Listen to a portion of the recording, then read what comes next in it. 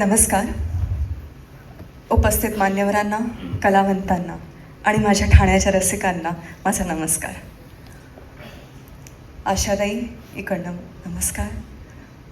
आज मी त्यांच्या बाजूला बसले आहे आणि मला हा पुरस्कार मिळत आहे हे माझं खरंच भाग्य आहे.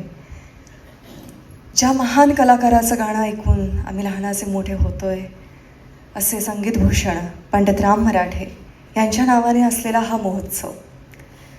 शाळेमध्ये असल्यापासून मी आणि माझी मैत्रीण या महोत्सवाला आवर्जून यायचो आणि तेव्हा तिकडे बसताना असं वाटायचं की या महोत्सवामध्ये माझी कला एकदा सादर व्हायला पाहिजे. 3 वर्षापूर्वी ती इच्छा पूर्ण झाली. तेव्हा अजून एक इच्छा तयार झाली की या महोत्सवाचा मला युवा पुरस्कार मिळाला पाहिजे. आज ती सदिच्छा सुद्धा पूर्ण होत आहे. त्यासाठी माझे गुरु, माझं कुटुंब, माझे आई बाबा आणि माझी ताई, तसेच माझी नादनिधी फॅमिली यांच्या सदिच्छा आणि यांचे शुभार्थ याच्यामुळे आज मला हा पुरस्कार मिळत आहे.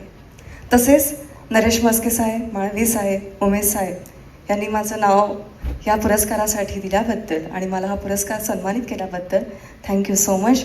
तसेच मुकुंद दादा, म्हणजे मी म्हणते की मी अगदी मागच्या गल्लीमध्ये राहते, तर ठाण्यामध्ये हा माझं हे आवडतं गडकरी, म्हणजे मध्ये रिनोव्हेशन चाललं होतं. असं होतं की कधी हे गडकरी योग पण होत आहे.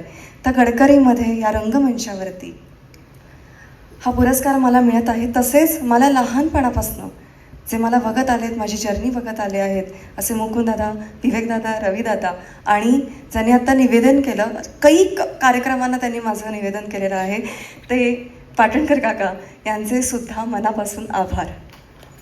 अजून एक सांगायची गोष्ट म्हणजे आज ठाणं सोडून जेव्हा आम्ही इंडस्ट्रीचं काम असतं म्हणून अंधेरी साईडला आम्ही काम करतो किंवा अजून बाहेर जेव्हा आम्ही काम करतो तेव्हा विचारतो की आप कहाँ से हो? तो मैं थाने से हूँ. अच्छा, इतनी दूर से आते हो तो आप थाना छोड़ के थोड़ा अंधेरी साईड आ जाओ.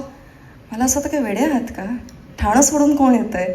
कारण एकतर ठाण्यामध्ये असलेली आपली झील नगरी, नंतर हिरवळ, तसेच ऑब्व्हियसली आपलं खाणं आणि प्रेमळ माणसं.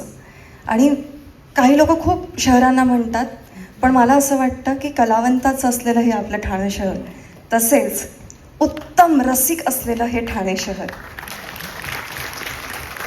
अशा या ठाणे शहराचं नाव अशा कलाकारांनी, अशा उमेदवारांनी, अशा सगळ्यांनी खूप उंचावून ठेवलेलं आहे.